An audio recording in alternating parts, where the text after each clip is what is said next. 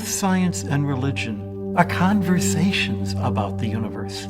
They're ways of learning how we interact with this universe. It's not simply a question of, is there a God, but there is a God, now what do we do? It's not just a question of, there are a bunch of stars, but rather, why are there stars? How do they work? How does that tell us how things work here on Earth? The interaction that I see in my own life is that religion gives me the reason to do the science. Back in the papacy before Francis was Benedict, and one of his lines in a final elocution to the fathers of the general congregation was, "Go to the frontiers." Well, there isn't much more frontier than 3.7 billion years away. The first official interest of the Church for astronomy started in 1582 with the reform of the calendar. Then in 1891, Pope Leo XIII wanted to have an observatory to show that the Church is not against science, but the Church promotes good science. They start out by having telescopes on the Tower of the Winds, and then on the walls surrounding the Vatican, as the city lights grow, and as the Italian government gives them back the territory out in Castel Gandolfo. In the 30s, they build new telescopes on the roof of the Papal Palace in Castel Gandolfo, best telescopes of their era in the 1930s. By the 1980s, light pollution makes those telescopes unusable, so we build a new telescope in the dark skies of Arizona.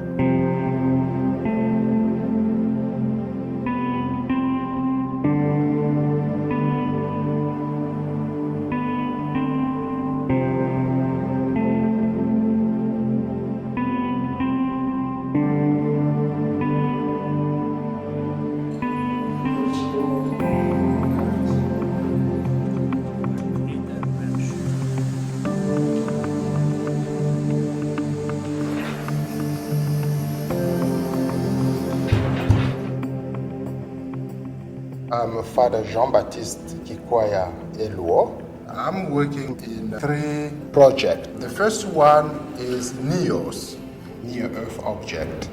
So what I'm doing with NEOS is just observe them using our modern telescope VAT. The second project is meteors. I worked on very faint meteors, what we call shooting stars. And the third project is set fireball network. They will have 4 cameras here around Tucson so that actually we can monitor any fireball getting into the Earth atmosphere in the region.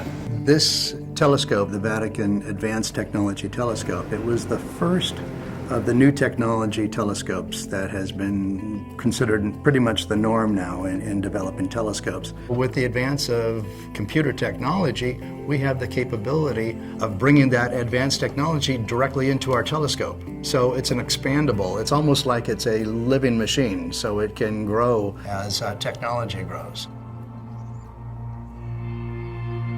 It is still very important to maintain scientific research at the Vatican, simply because there is still a lot of confusion about this relationship between science and faith.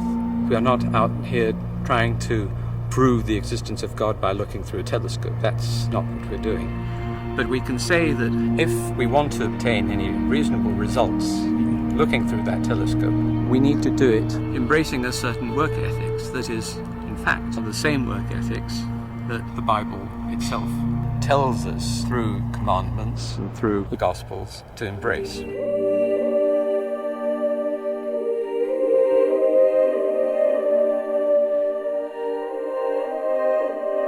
Human beings look at the stars and wonder. They want to know, what is that? What is that about? How do I fit in? They hear about the moon landing and they want to know, what was that like? If we're part of the human race, we're part of the race that went to the moon.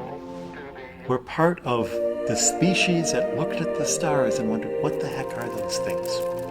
Looking at the sky reminds you that there's more to the universe than what's for lunch.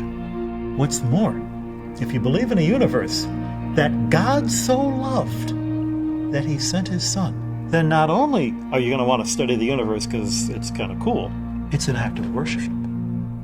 It's an act of getting closer to the Creator and getting closer to a universe, as St. Athanasius said 1,500 years ago, was cleansed and quickened by the Incarnation. Then, doing science is an act of worship.